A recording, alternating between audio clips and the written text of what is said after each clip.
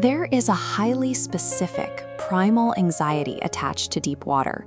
You're floating on a boundary, staring at an opaque surface, entirely blind to whatever might be moving through the dark column of water directly below you. Yet, in the late 19th century, that fear was largely absent from the scientific community.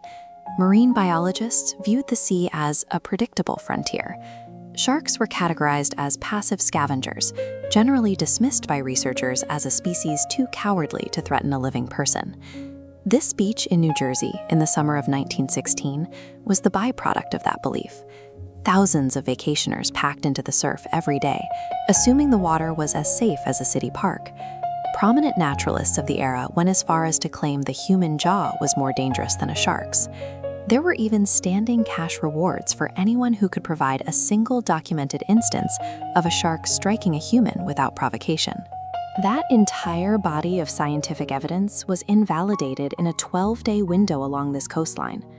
The events of that July didn't just end lives, they provided the narrative mechanics for how we represent terror on screen. When you watch a horror film today where the public ignores a lurking threat while experts fumble the data, you're watching a reflection of the actual trust vacationers placed in the oceanographers of 1916. The escalation began in early July. In 5 days, 2 separate swimmers were fatally attacked in the ocean surf off the coast of Beach Haven and Spring Lake. Scientists and local officials immediately sought alternative culprits. They publicly blamed killer whales, aggressive sea turtles, or even large schools of mackerel, anything to avoid admitting a shark was responsible. This refusal to acknowledge the Mount Meta created a real-world version of a now familiar trope, the ignored warning. The experts had the evidence, but their own professional certainty kept them from acting until the danger moved elsewhere. As the coastal authorities debated, the predator left the open ocean and swam miles inland, navigating the narrow, murky bends of Matawan Creek. This map illustrates the biological anomaly. Atlantic saltwater rapidly dilutes into a brackish, fresh environment in this creek, territory previously considered inaccessible to marine predators. For Matawan residents, these markers were points of safety, effectively a farm pond, miles from deep-water dangers. When the predator struck 3 more people in this shallow creek on a single afternoon, it proved that the most effective horror doesn't come from venturing into a dangerous territory. It comes when the danger invades a place that was guaranteed to be secure. The ferocity of the attacks within the creek defied local experience. Witnesses described a predator that struck repeatedly in waist-deep water, even challenging people who attempted to retrieve the victims. This timeline compares standard shark behavior with 1916. Instead of isolated incidents, these were 5 attacks in under 2 weeks.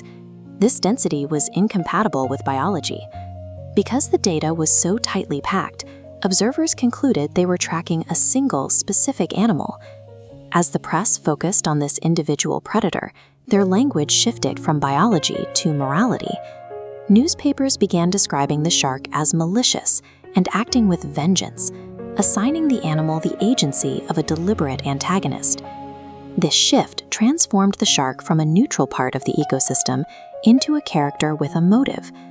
By isolating the threat to a rogue killer, the public gave modern horror its blueprint for a creature that hunts with intent.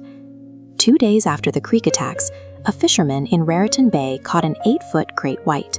When the animal was dissected, it yielded physical evidence that the immediate threat was finally over. The scientific community, which had spent years offering rewards to prove sharks could even bite humans, faced an immediate crisis of credibility. Laboratories became hubs of frantic activity as researchers raced to re-examine a species they had completely misunderstood.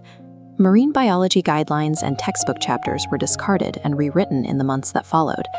For the first time, science had to account for a predator that was both capable of unprovoked aggression and willing to enter the shallow habitats of humans. The legacy of those 12 days in New Jersey provided the narrative DNA for Jaws and every shark thriller that followed it. It established the great white as a pop culture icon of unstoppable power. The monsters on our screens today are built on the specific lessons of 1916, a failing scientific consensus, a predator that breaches a sanctuary, and the realization that the ocean can transform into a nightmare in a matter of days.